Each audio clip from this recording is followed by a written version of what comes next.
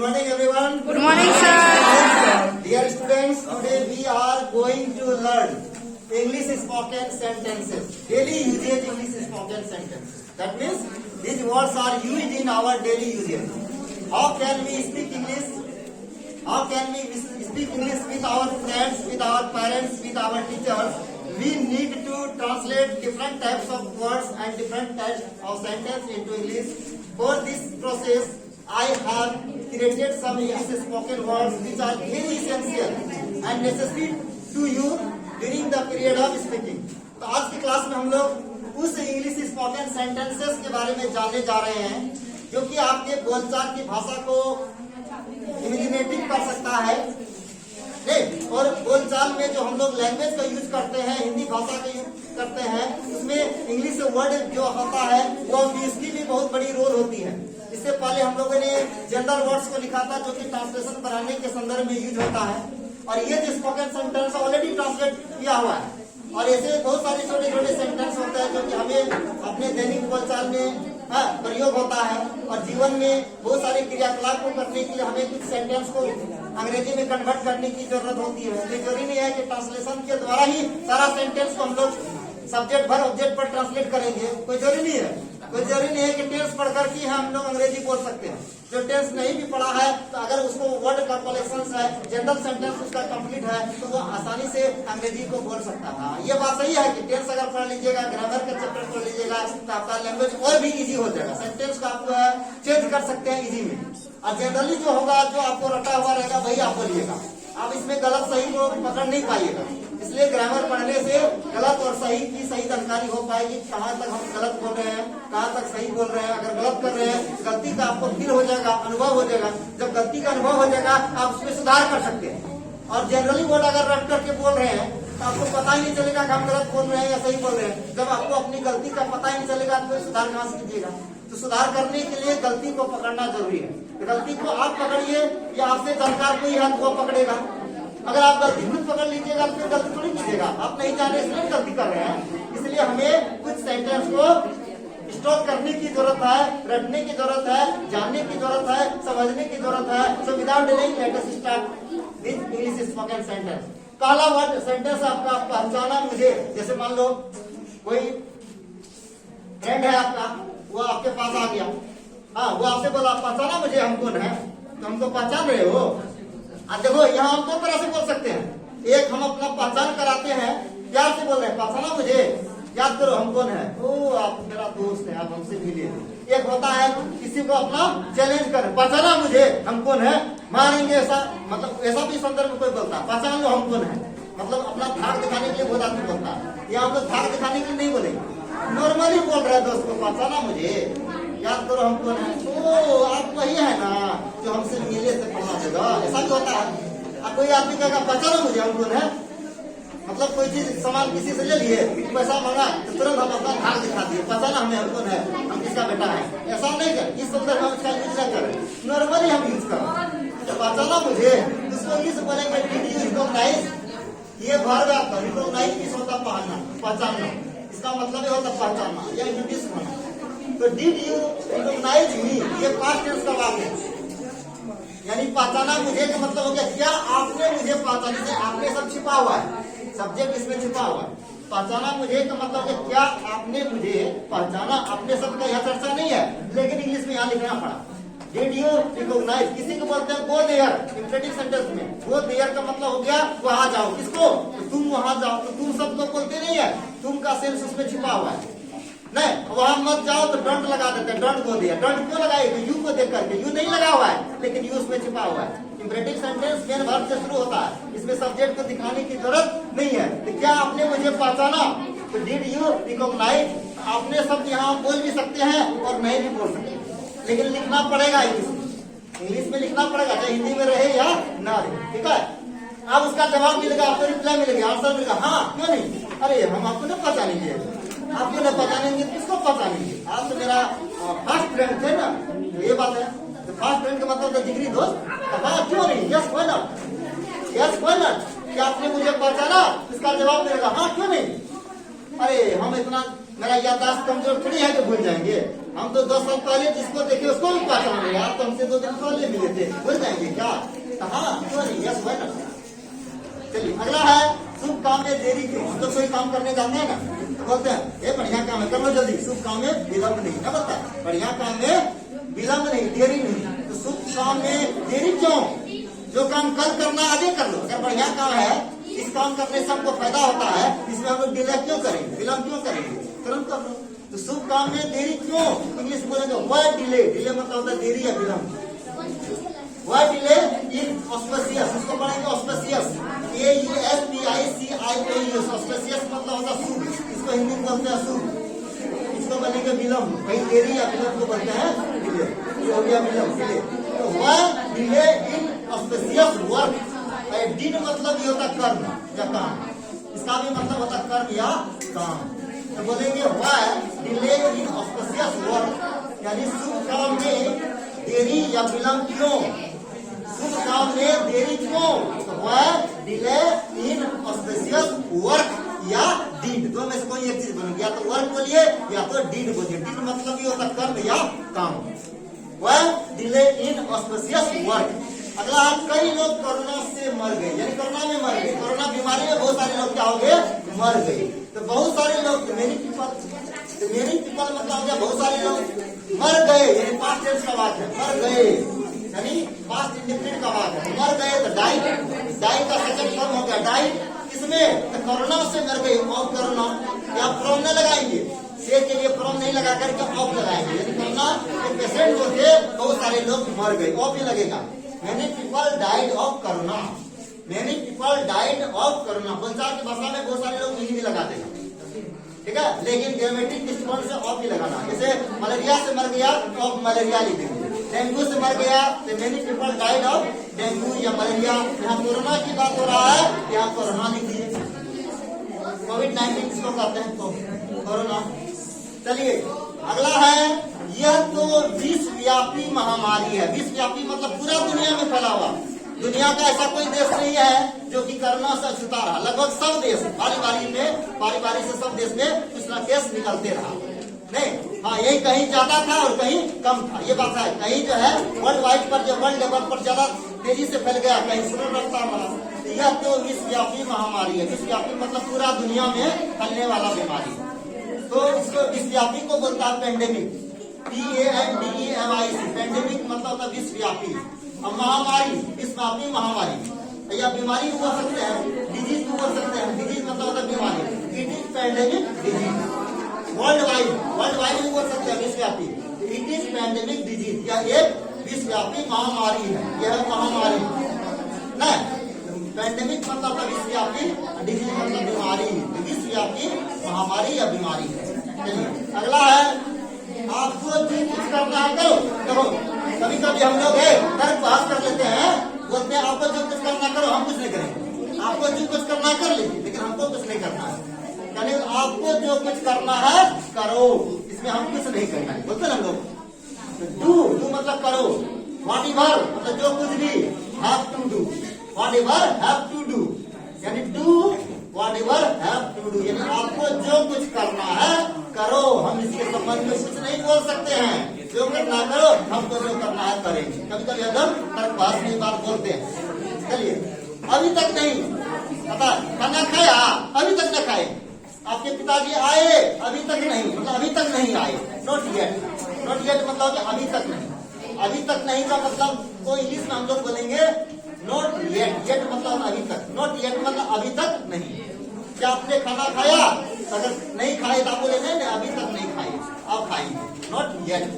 अगला है काश, सपना देख रहा है, काश मैं तुम्हारी जगह होता। आप ऊंचे पोस्ट पर हैं, आप ऊंचे पोस्ट पर हैं, ऊंचे पद पर हैं। हम लोग कहते काश मैं तुम्हारी जगह होता, हम ये करते वो करते। बोलते हैं कभी सोचते हैं सपना, काश मैं पक्षी होता वो आकाश में उड़ता, काश मैं भारत का प्रधानमंत्री होता तो ये करता, काश मैं बिहार का नेता होता तो ये। सपना देख रहा है। कभी कभी लोग सपना में होता है काश मैं तुम्हारी जगह होता, हम ये करते, तुम तो कुछ नहीं करते। हम इस कुर्सी पर रहते ना, हम ये करते, मतलब ना वो कुर्सी पर जाएगा ना कुछ करेगा, लेकिन सपना देख रहा है। नहीं, काश मैं धनी आदमी होता तो पैसा रोड पर छीट देते, न बोलता है कभी कभी। तो काश मैं तुम्हारी जगह होता, यानी सपना देख रहा। तो काश के लिए है आप I wish I were you, जो भी सपना देख रहा है ना, इसके लिए ये इंटरजेक्शन सिंबल लगा करके वाक्य बनाएंगे। काश मैं भारत का प्रधानमंत्री होता, इसका मतलब होता है I wish I were the prime minister of India. I wish I were the prime minister, या आई वेयर ऐसे बनाते हैं। काश मैं भारत का प्रधानमंत्री होता, I were the prime minister of India. काश मैं बिहार का नेता होता, क्या बोलेंगे, I were the chief minister of या लीडर ऑफ बिहार। काश मैं तुम्हारी जगह होता, I wish I were you. I were you मतलब तुम्हारे जगह होता तो मैं ये करता वो करता। आगे का वाक्य इसमें नहीं है जुड़ा हुआ, लेकिन कभी कभी जोड़ देता है। काश मैं पक्षी होता तो आकाश में उड़ता। चलिए, कैसी लग रही हूँ, कौन बोलेगा? कोई लड़की तैयार होकर के आ गया, आपके सामने खड़ा हो गया और देखिए तो कैसे लग रही है, बढ़िया फोटो खींच लीजिए, कैसी लग रही हूँ। लड़का भी बोलेगा कैसा लग रहा हूँ, यानी आपके मुंह से वो प्रशंसा सुनने के लिए क्या है, सलाहियत है कि आप बोलिए बढ़िया, पूछिए नहीं, मतलब उसको चढ़ना पढ़ा कर बोलिए कैसी लग रही हूँ। और I am looking, I am looking मतलब वाह गजब क्या लग रही है। एक सेल्फी ले लेते हैं, कैसी लग रही है, how I am looking, how I am. चलिए, जीवन में सीखते रहना जरूरी है। जीवन में है सुनो, और आदमी के जीवन में आदमी को कुछ न कुछ सीखते रहना चाहिए। एक अच्छा आदमी बनने के लिए ये जरूरी नहीं है जितना जान रहे उतने में संतुष्ट रहे, नहीं, दिनों दिन कुछ नया चीज सीखते रहना चाहिए। यही बात है, जीवन में सीखने का कोई उम्र नहीं होता है, सीखने का कोई उम्र नहीं होता है। जीवन भर आदमी सीखते रहता है, सीखते सीखते मर जाता है।